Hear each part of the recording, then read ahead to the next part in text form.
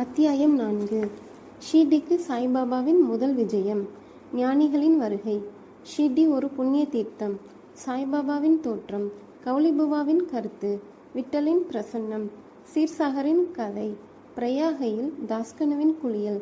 சாய்பாபாவின் அயோனி ஜென்மமும் அவரின் முதல் ஷீர்டி விஜயமும். 3 சத்திரங்கள். முந்தைய அத்தியாயத்தில் சாய் சரிதத்தை எழுத தூண்டிய சூழ்நிலைகளை விவரித்தேன். இப்போது ஷீர்டிக்கு சாய்பாபாவின் முதல் விஜயம் பற்றி கூறுகிறேன். ஞானிகளின் வருகை. கீதையில் கண்ணபிரான் கூறுகிறார். அத்தியாயம் 4 ஸ்லோகம் 7-8. தர்மம் அழிந்து அதர்மம் தலையெடுக்கும் போதெல்லாம் என்னை நானே அவதரித்துக் கொள்கிறேன். நல்லோரை காத்து தீயோரை அழிக்க யுகந்தோறும் அவதரிக்கிறேன். இதுவே பகவானின் அவதார நோக்கம். பகவானின் சார்பாக ரிஷிகளும் ஞானிகளும் இப்பூ உலகில் தக்க தருணத்தில் தோன்றி அவதார நோக்கம் நிறைவேறும் முகமாக தமக்கே உரித்தான முறையில் உதவி செய்கிறார்கள். உதாரணமாக இருமுறை பிறப்பவர், அதாவது பிராமணர்கள், சத்திரியர்கள், வைசியர்கள் தங்கள் கடமைகளை புறக்கணிக்கும் போதும் மேற்குலத்தவரின் உரிமைகளை தவறான முறையில் பறிக்க சூத்திரர்கள் முயலும் போதும் ஆன்மஞான போதகர்கள் மதிக்கப்படாமல் அவமதிக்கப்படும் போதும் தன்னைத்தான் ஒவ்வொருவனும் மெத்தப்படுத்தவன் என்று எண்ணும் போதும் தடுக்கப்பட்ட ஆகாராதிகளையும் போதை தரும் குடிப்பொருளையும் ஜனங்கள் உட்கொள்ளும் போதும் மதமென்னும் போர்வையில் மக்கள் தகாத காரியங்களை செய்யும் போதும் பல்வேறு இனத்து மக்கள் தங்களுக்குள் சண்டையிட்டு கொள்ளும் போதும் மறையவர் சந்தியாவந்தனம் மற்றும் தங்கள் மத பழக்க வழக்கங்களை செய்ய தவறும் போதும் யோகிகள் தியானத்தை புறக்கணிக்கும் போதும் மனைவி மற்றும் மக்கட்செல்வமே தங்கள் கருத்துக்குரிய ஒன்றே ஒன்று என்று மக்கள் கருத தலைப்பட்டு முக்தி என்னும் உண்மை நெறி நின்று வழி தவறி போகும் போதும் ஞானிகள் தோன்றவே செய்கிறார்கள். தங்கள் மொழி செயல் வழிகளால் காரியங்களை நெறிப்படுத்துகிறார்கள். அவர்கள் கலங்கரை விளக்கையொப்ப சேவை செய்து நமக்கு மெய் நெறியை காண்பிக்கிறார்கள். இவ்வாறாக பல ஞானிகள் நிவ்ருத்தி, ஞானதேவ், முக்தாபாய், நாமதேவ், கோரா, கோனாயி, ஏக்நாத், துக்காராம், நரஹரி, நர்சிபாயி, சஜன்கசாயி, சவதா, ராம்தாஸ் மற்றும் பலர் பற்பல காலங்களில் மக்களுக்கு மெய்நெறியை காண்பிக்க தோன்றவே செய்தனர். இவ்வகையில் இறுதியாக ஷீர்டி சாய்பாபாவும் விஜயம் செய்தார். ஷீர்டி ஒரு புண்ணிய தீர்த்தம். அகமத் நகர் ஜில்லாவில் உள்ள கோதாவரி ஆற்றங்கரை மிகவும் அதிர்ஷ்டம் படைத்ததாகும். ஏனெனில் அது அநேக ஞானிகளை ஈன்றும் பொருந்தும் அடைக்கலம் கொடுத்தும் இருக்கிறது. அவர்களுள் முக்கியமானவர் ஞானேஸ்வர். ஷீர்டியும் அகமத் நகர் ஜில்லாவில் உள்ள கோபர்காவன் தாலுக்காவில் தான் இருக்கிறது. கோபர்காவனில் உள்ள கோதாவரி ஆற்றை கடந்தவுடன் நீங்கள் ஷீர்டிக்குள்ள வழியை அடைகிறீர்கள். 9 மைல்கள் சென்றதும் நிம்காவன் அடைகிறீர்கள். அவ்விடத்தில் இன்று ஷீர்டி தெரிகிறது. கிருஷ்ண ஆற்றங்கரையில் உள்ள கனகாபூர், நரசிம்ஹவாடி, ஔதும்பர் போன்ற மற்ற புனித கஷேத்திரங்களைப் போன்று ஷீர்டியும் அறிமுகமானதும் புகழ் பெற்றதும் ஆகும். தாமாஜி செழித்து விளங்கியதும் ஆசீர்வதித்ததுமான பண்டரிபுரத்துக்கு அருகில் உள்ள மங்கள் வேடாவை போன்றும் சமர்த்த ராம்தாஸ் சஜ்ஜன்கட்டில் விளங்கியதை போன்றும் நரசிம்ம சரஸ்வதி நாரோபாச்சிவாடியில் விளங்கியதை போன்றும் சாய்நாத் ஷீர்டியில் செலுத்தி விளங்கி அதை வாழ்த்தினார். சாய்பாபாவின் சத்வ குணரூபம். சாய்பாபாவினால் ஷீர்டி முக்கியத்துவம் பெற்றது. சாய்பாபா எத்தகைய பண்புள்ளவர் என்பதை காண்போம். கடப்பதற்கு மிகவும் கடினமான இக வாழ்வை அவர் வென்றார். சாந்தி அல்லது மன அமைதியே அவரின் அணிகலன், விவேகத்தின் பெட்டகம். அவர் வைணவ அடியார்களின் தாயகம் ஆவார். அவர் கர்ணனையொப்ப வள்ளல்களுள் எல்லாம் தலை சிறந்த வள்ளலாக விளங்கினார். சாராம்சம் அனைத்து நின்றும் பெற்ற சாராம்சமாகவும் இருந்தார். அவருக்கு அழியும் பொருட்கள் மீது ஆசை இல்லை. அவருடைய ஒரே ஈடுபாடான ஆன்ம உணர்விலேயே எப்போதும் கவரப்பட்டார். இவ்வுலக பொருட்களிலோ அல்லது இவ்வுலகத்தை கடந்தவற்றிலோ அவர் மகிழ்ச்சி அடையவில்லை. அவரின் அந்தரங்கம் உள்ளம் ஒரு கண்ணாடி போன்று தூய்மையானது. அவரின் மொழிகள் எப்போதும் அமுதத்தை பெய்தன. பணக்காரர் ஏழை யாவரும் அவருக்கு ஒன்றே. புகழ்ச்சி இகழ்ச்சி இவற்றை அவர் அறிந்திருக்கவில்லை அல்லது மதிக்கவில்லை. அவரே எல்லா உயிர்கட்கும் இறைவன் ஆவார். அவர் சரளமாக பேசி அனைவருடனும் பழகினார். நடிப்பையை தொழிலாக கொண்ட குமரிகளின் நடிப்பையும் நாட்டியத்தையும் கண்டார். கஜல், தெம்மாங்கு பாடல்களை கேட்டார். ஆயினும் இம்மியளவும் சமாதி நிலையில் இருந்து அவர் விலகவில்லை. அல்லாவின் நாமம் எப்போதும் அவர் நாவில் இருந்தது. இவ்வுலகம் விழித்திருக்கும் போது அவர் தூங்கினார். இவ்வுலகம் தூங்கும் போது அவர் சுறுசுறுப்பாய் இருந்தார். ஆழ்ந்த கடலையொப்ப அவர் மனம் அமைதியாய் இருந்தது. அவரது இருப்பிடம் தீர்மானிக்க இயலாததாய் இருந்தது மற்றும் அவர் செய்கைகள் நிச்சயமாய் புரிந்து கொள்ள இயலாததாய் இருந்தது. அவர் ஓரிடத்தில் வாழ்ந்தார், எனினும் உலகின் நடவடிக்கைகள் அனைத்தையும் அவர் அறிவார். அவரின் தர்பார் கவர்ச்சிகரமானது. தினந்தோறும் நூற்றுக்கணக்கான கதைகளை திருவாய் மலர்ந்தார். ஆனாலும் மௌன விரதத்திலிருந்து இம்மியளவும் பிறழவில்லை.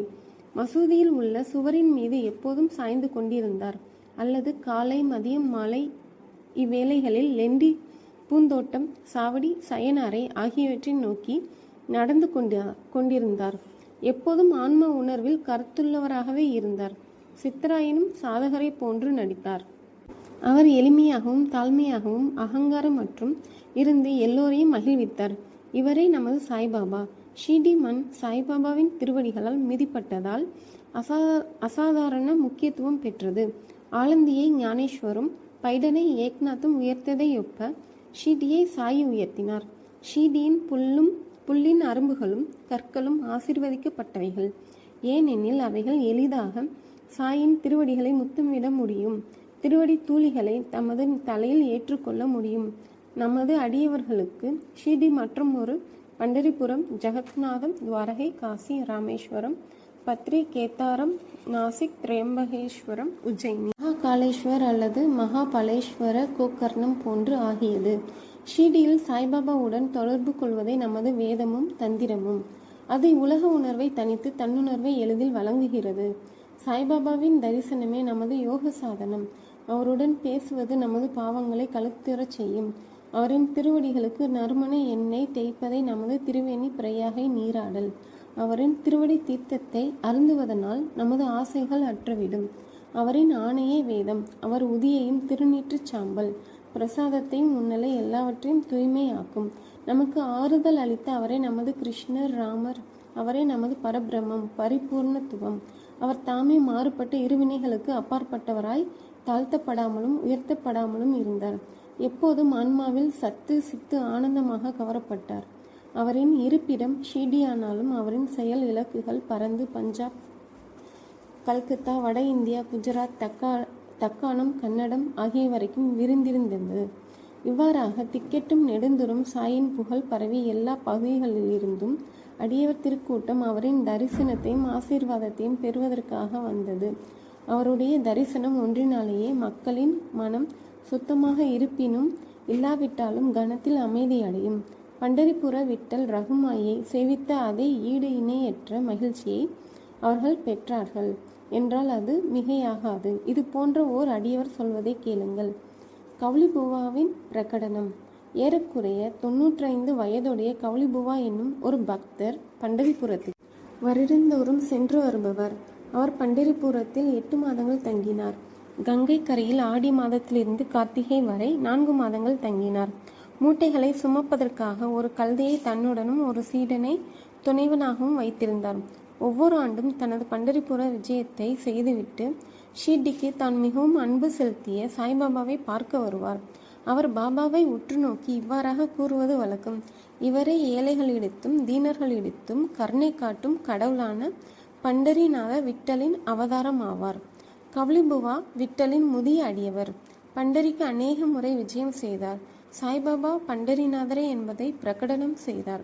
விட்டல் தாமே தோன்றினார். இறைவனது நாமத்தை நினைத்து கொண்டிருத்தலும் பாடுதலிலும் சாய்பாபா மிகவும் விருப்பமுள்ளவர். அவர் எப்போதும் அல்லாஹ் மாலிக், இறைவனே எஜமானன் என்றார். தமது முன்னிலையில் மற்றவர்களது கடவுளது நாமத்தை இரவும் பகலும் தொடர்ந்து 7 நாட்கள் பாடும்படி செய்தார். இதற்கு நாம சப்தாகம் என்று பெயர். ஒருமுறை அவர் தாஸ்கனு மகாராஜை நாம சப்தாகம் செய்யும்படி சொன்னார். 7வது நாளின் முடிவில் விட்டல் பிரசன்னமாவதற்கு உறுதியளித்தால் தான் அதை செய்வதாக அவர் கூறினார். அதற்கு பாபா தமது நெஞ்சின் மேல் கை வைத்து நிச்சயம் விட்டல் பிரசன்னம் ஆவார் என உறுதியளித்து ஆனால் இந்த பக்தன் ஊக்கமுடையவனாகவும் பக்தியுடையவனாகவும் இருக்க வேண்டும் என்று கூறினார். டாகூர்நாத்தின் டங்கபுரி தகூர், விட்டலின் பண்டரி, ரஞ்சோடின் கிருஷ்ணனின் துவாரகை எல்லாம் இங்கே ஷீடியில் இருக்கின்றன. துவாரகையை பார்க்க எவரும் வெகு தூரம் செல்ல வேண்டியதில்லை. இவ்வாறாக அன்பாலும் பக்தியாலும் பக்தன் பொங்கி கொண்டிருக்கும் போதுதான் விட்டல் தாமே இங்கு ஷீடியில் பிரசன்னமாவார். சப்தாகம் பூர்த்தியானதும் விட்டல் கீழ்கண்ட விதமாக பிரசன்னமாகவே செய்தார். வழக்கம் போல குளித்து முடித்த பின் காகா சாஹேப் தீசித் தியானத்தில் அமர்ந்திருந்தார். அவர் ஒரு காட்சியில் விட்டலை கண்டார். மத்தியானம் பாபாவின் தரிசனத்துக்காக சென்றபோது பாபா ஐயமர அவரை நோக்கி, விட்டல் பாட்டில் வந்தாரா? நீர் அவரை கண்டீரா? அவர் விளையாட்டு பிள்ளை போன்றவர். அவரை உறுதியாக பற்றி கொள்ளும். இல்லாவிடில் நீர் சிறிதே கவனக்குறைவாக இருப்பினும் தப்பித்து விடுவார் என கூறினார். இது காலையில் நிகழ்ந்தது. மத்தியானம் மற்றொரு விட்டல் தரிசனம். வெளியிலிருந்து ஒரு ஹாக்கர் பொருட்களை கையில் எடுத்துச் சென்று வீதியில் விற்பவன் 25 அல்லது 30 விட்டோபா படங்களை விற்று கொண்டு வந்தான். தானேவின் ஓய்வு பெற்ற மம்லத்தார் BV தேவ் தனது ஆராய்ச்சிகளின் மூலம் நிரூபித்திருப்பது, ஷீர்டி பண்டரிபுர எல்லைக்குள் இருக்கிறது. பண்டரிபுரமோ துவாரகையின் தென்னக மையம். ஆதலால் ஷீர்டியே துவாரகை என்பதாகும். சாய்லீலா சஞ்சிகை தொகுப்பு 14 எண் 1, 2 and 3. மேலும் துவாரகையை பற்றிய ஸ்கந்த புராணத்தில் உள்ள மற்றொரு குறிப்பு கே. நாராயணன் ஐயர் எழுதிய பாரத வருஷத்தின் நிரந்தர சரித்திரம் என்ற நூலிலிருந்து. எந்த இடத்தின் கதவுகள் 4 வர்ணத்தார்க்கும் பிராமணர், சத்திரியர், வைசியர், சூத்திரர் 4 புருஷத்தங்களை தர்மம், அர்த்தம், காமம், மோட்சம் நிறைவேற்றிக் கொள்ள திறக்கப்பட்டிருக்கிறதோ அதுவே துவாரகை என்று தத்துவ ஞானிகளால் அழைக்கப்படுகிறது என்பதாகும். ஷீர்டியில் பாபாவின் மசூதியோ 4 வர்ணத்தார்க்கு மட்டுமின்றி நசுக்கப்பட்டோர்க்கும், தீண்டத்தகாதவருக்கும், குஷ்டர்களுக்கும் திறக்கப்பட்டிருந்தது. ஆகவே இது துவாரகை என்று மிக பொருத்தமாகவே பெயரிடப்பட்டுள்ளது. அப்படம் காகா சாஹேபின் காட்சியில் தோன்றிய உருவத்துடன் ஒத்து இருந்தது. இதை கண்டும் பாபாவின் மொழிகளை நினைவு கூர்ந்தும் காகா சாஹேப் தீசித் ஆச்சரியப்பட்டு மகிழ்ச்சியுற்றார். ஒரு படத்தை வாங்கி தனது பூஜை அறையில் வழிபாட்டுக்காக வைத்தார். பகவந்த்ராவ் சீர்சாகரின் கதை. பகவந்த்ராவ் சீர்சாகரின் கதை பாபா விட்டல் வழிபாட்டில் எவ்வளவு ஆர்வமுள்ளவராக இருந்தார் என்பதை எடுத்து காட்டுகிறது. பகவந்த்ராவின் தந்தையார் விட்டோபாவின் பக்தர். பண்டரிபுரத்துக்கு வருடாந்திர பயணம் செய்யும் பழக்கமுடையவர். தமது வீட்டிலும் விட்டோபாவின் உருவம் வைத்து அவர் வழிபட்டார். அவர் இறந்த பின் அவரது மகன் வருடாந்திர பயணம், வழிபாடு, சிரார்த்தம் முதலியவை அனைத்தையும் நிறுத்திவிட்டார். பகவந்த்ராவ் ஷீர்டிக்கு வந்தபோது பாபா அவரது தந்தையை நினைவு கூர்ந்து கூறியதாவது, அவரது தந்தை எனது சிநேகிதன், எனவே நான் அவரை இங்கு இழுத்தேன். அவர் நைவேத்தியம் படைக்காது விட்டலையும் என்னையும் பட்டினி போட்டார். எனவே அவரை நான் இங்கு கொணர்ந்தேன். அவருடன் வாதாடி வழிபாடு செய்ய வைப்பேன். தாஸ்கனுவின் பிரயாகை குளியல். கங்கையும் யமுனையும் சந்திக்கும் இடத்திலுள்ள பிரயாகை என்னும் புண்ணிய நதியில் ஸ்நானம் செய்வது மிகவும் பாக்கியமானது என்று இந்துக்கள் நினைக்கிறார்கள். ஆயிரக்கணக்கான யாத்ரீகர்கள் குறிப்பிட்ட காலங்களில் புண்ணிய ஸ்நானத்திற்காக அவ்விடம் செல்கிறார்கள்.